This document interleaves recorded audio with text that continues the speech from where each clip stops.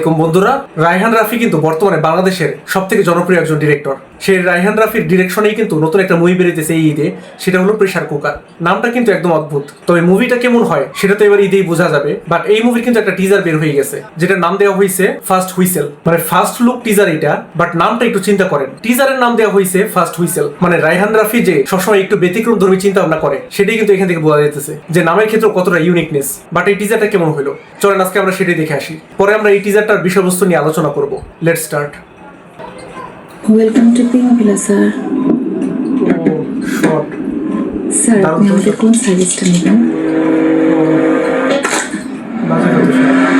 মৌমাছি মৌমাছি কোথা যাও নাচি নাচি, দাঁড়াও না একবার ভাই।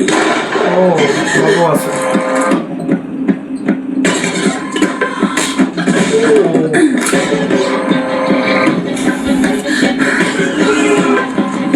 ও রে, এটা তো পুরো ডিফারেন্ট ধাঁচের মুভি একদম।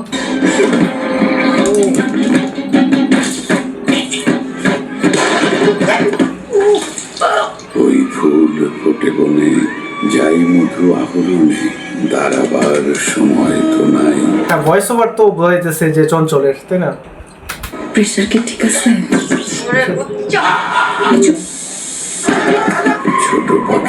ছোট পাখি কিচিমিচি ডাকি ডাকি, কোথা যাও বলে যাও শুনি। ও রে রে। ও এই যে আমরা মিশাকেও দেখতে পারলাম। বলে যাও শুনি।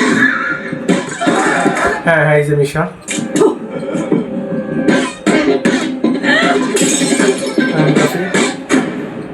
Pressure cooker.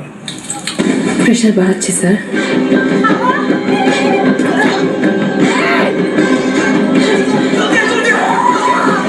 ওরে রে। ই রে। কেমন লাগলো স্যার? উফ, কেমন লাগলো স্যার? মানে কি অদ্ভুত, আল্লাহ! এরকম ডিফারেন্ট টাইপের মুভি বের করতেছে রায়হান রাফি। রায়হান রাফির কাছ থেকে কিন্তু সাধারণত আমরা এক্সপেক্ট করি যে অ্যাকশন নির্ভর মুভি বা হলো হাই বাজেটের মুভি হবে, হ্যাঁ, যেখানে অনেক বড় বড় স্টাররা থাকবে।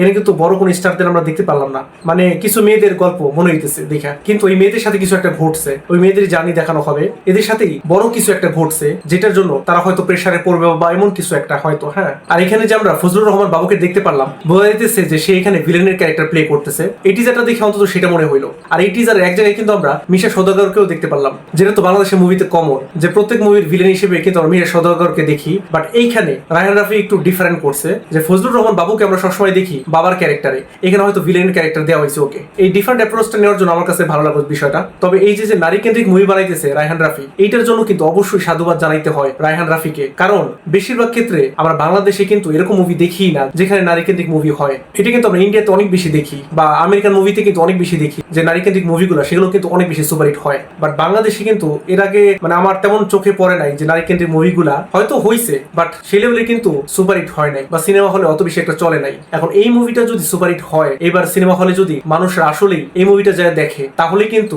এরকম টাইপের মুভি আমরা বেশি দেখতে পারবো আরো নারী কেন্দ্রিক মুভিগুলা। কারণ আমি মনে করি নারী কেন্দ্রিক মুভিরও অনেক বেশি দরকার আছে, যেখানে মেইন প্রোটাগনিস্টই থাকবে ফিমেলরা। তো এই ফার্স্ট হুইসেলটা দেখে তো এক্সাক্ট কাহিনীটা বোঝাইতেছে না, তবে এখানে যে নায়িকাগুলাকে দেখানো হইতেছে, যে নাজিফা তুষির কথা বলি বা বুবলির কথা বলি, বা আরো যে কয়জনকে দেখলাম, এরা বিশাল বড় কোনো একটা ঝামেলায় পড়ছে, যেটা থেকে তারা বের হওয়ার চেষ্টা করতেছে। এবং তারা যে ঝামেলাগুলো পড়ছে তার পিছনে হয়তো ফজলুর রহমান বাবু বড় একটা ভূমিকা আছে। হয়তো ফজলুর রহমান বাবুর ক্যারেক্টারের জন্যই তারা এই ঝামেলায় পড়ে, এরকম হইতে পারে, অথবা অন্য কোনো স্টোরিও থাকতে পারে। আপনার মতামত কি এই বিষয়ে? আপনার কি মনে হয় এই যে প্রেসার কুকার এই নামটা কেন দেওয়া হয়েছে, আর এই মুভির স্টোরিটাও কি হইতে পারে? আপনি যদি প্রেডিকশন করতে পারেন তাহলে সেটা অবশ্যই কমেন্ট করে জানাবেন। রায়হান রাফি যেহেতু ডিরেক্টর, সো রায়হান রাফির উপর ভরসা আছে যে এইবার ঈদে ভালো একটা মুভি দেখতে পারবো। যদিও অন্যান্য যে মুভিগুলো বেরিয়েছে এই ঈদে, সেগুলোর জন্য আমি একটু বেশি এক্সাইটেড, যেমন আফরানিশোর দম, তারপরে শাকিব খানের প্রিন্স, তারপরে সিয়ামের রাক্ষস, এবং তানিম নূরের যে নতুন মুভি বেরিয়েছে বনলতা এক্সপ্রেস, সেটা থেকে অনেক এক্সপেকটেশন আছে আমার যে সেটাও ভালো একটা মুভি হবে। এখন এইটা যেহেতু খুবই নতুন একটা কনসেপ্ট মনে হইতেছে, প্রেসার কুকার এবং নারী কেন্দ্রিক মুভি, সো আমি এখনো শিওর করে বলতে পারতেছি না যে এই মুভিটা আসলে কিরকম হবে।